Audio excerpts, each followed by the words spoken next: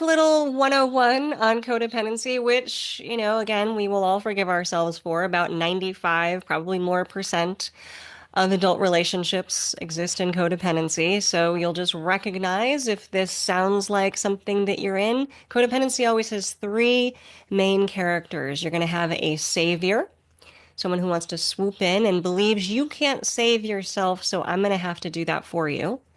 A victim, someone who is always, the world is against me, it's never my fault. And the persecutor, it is your fault, you're the one doing this to me. And both people in a relationship, they can switch between all three of these. You don't have to stay in one. But if you find yourself in a relationship where any one of these three characteristics are present, that's codependency. And codependency kills. I love true crime. Anytime you hear on a true crime show, if I can't have them, no one can, that's codependency. And that kills. So that is not ever going to end well. It doesn't have to end in death. I don't mean to be dire. I'm just, bragging my true crime cred here. But it's going to be dire emotionally, financially, psychologically. And women have absolutely been indoctrinated into this narrative of I can love them through it. I need to save them. It's my job to help them. And I will just give you permission and tell you that it's not. It's not your job to save them. It's not your job to save anyone.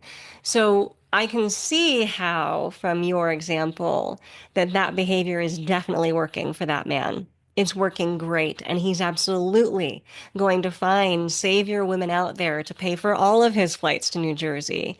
What I'd like to do is catch those women and get them into their feminine power because I guarantee you, Terrain, if they're in their feminine power, there's no chance they're reaching into their pocketbook to pay for the flight for him. And they're not going to attract a man in his feminine. A woman in her feminine power can only attract the masculine man.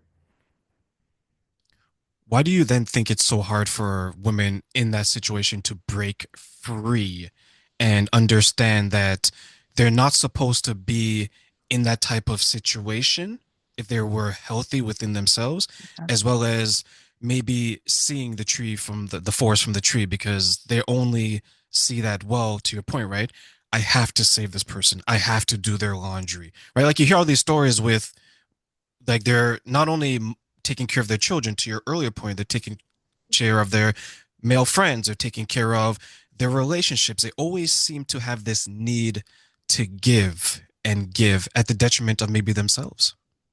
Well, I'll answer from my perspective because again, the only way that I can write and talk about any of this terrain is because I've been there, right? I have paid for those flights to New Jersey. I have stayed in relationships that were incredibly abusive. I've been there. And one of the things I know, not only from my personal experience, but from my research, is that whether it's a belief system or whether it's true, women believe that this kind of behavior is the only way that they maintain a connection and love. And every human on the planet wants to be loved. They want to belong. And women have been, it's absolutely true, discarded as soon as they are not in service, as soon as they are not bending over backwards, as soon as they are not doing everything. So it creates a sense of safety and belonging to behave this way for the woman. Now, I think it's a little, it feels challenging to me to say, well, if she's just in her healthy feminine, she wouldn't do that. Look, we all need to be in our healthy feminine, but I think there's a little bit of a tug and a pull here that she wants love and belonging and just doesn't really realize or recognize or even remember that love and belonging can happen without draining yourself. That love and belonging can happen and that you are worthy of it from a partner and a person who contributes as much to you. She might not have evidence of that. She may not have ever seen that. She may have never been given that as like an option, even as a young person or as an adult. So I think it requires a lot of support, a lot of training, and a lot of empowerment for women these days that they are more valuable. They do have worth outside of what they can continuously give and drain themselves of. So it's not all on the women. It's not all on the men. I think it's a multi-part problem, and we all have our roles to play in healing this very, very pervasive issue that's happening right now. And that's a conversation I had with a few women, and I let them know that it isn't their job to fix everyone. Because one of them responded and they're saying that, well, I do this because it's my job. Then I asked the question, Then she should be getting paid. yeah, who appointed you this job? Right? Right. What are the benefits? What's the pay? What do you get in return? And what was interesting is that one said that, well, if I don't continue this way, what am I going to do with my time? Mm, And I asked her and I answered her this way, and I said, "You have become so involved in this situation that you don't even remember what you used to do with the time before it." yeah. And She's I was like, lost "I think, herself. yeah," and that's exactly what I said. I think you are having an identity crisis. You don't even Yeah. remember who you were 3 years ago because this friendship, this group, they haven't been friends for that long. Like you'd think it was like 10, 15 years, right? But I wanted to point out to her and say that you were someone before this. You'll definitely be someone after this. I was Yeah. like, but here is what impacts a lot of people to stay in situations that they know is damaging to themselves, is because if they were to leave it, they would be alone. And many people can't deal with feeling alone or Yeah. feeling loneliness. What are your thoughts, Alana? Well, and that's completely understandable because we as human beings are not designed to be alone. We are hardwired for connection. Our evolution has been dependent on intimacy and connection with another human. I mean, it's biological, it's psychological, it is written within the history of the entire planet.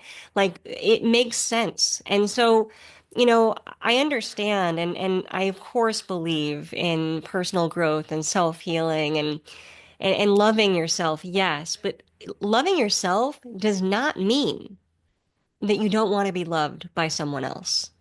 It doesn't mean that, I can love myself and still be really upset that I have to deal with all of this on my own. It makes sense that we'd want to be in connection. And I understand the perspective of, well, I'd rather keep giving myself away than have to do everything by myself on my own. That, I get it, and what all of us deserves is connection to a healthy partner who has as much skin in the game as we do, right? I like the notion that Brene Brown offers that relationships are not 50-50. Relationships are 100%. And sometimes one person's giving 10 and the other's giving 90. But it can't be that way all the time. You got to have it slide. Like sometimes it's 60-40, sometimes it's 70-30. But if you find you're always on 90%, 95, 100%, that's not a relationship, that's a sinking ship.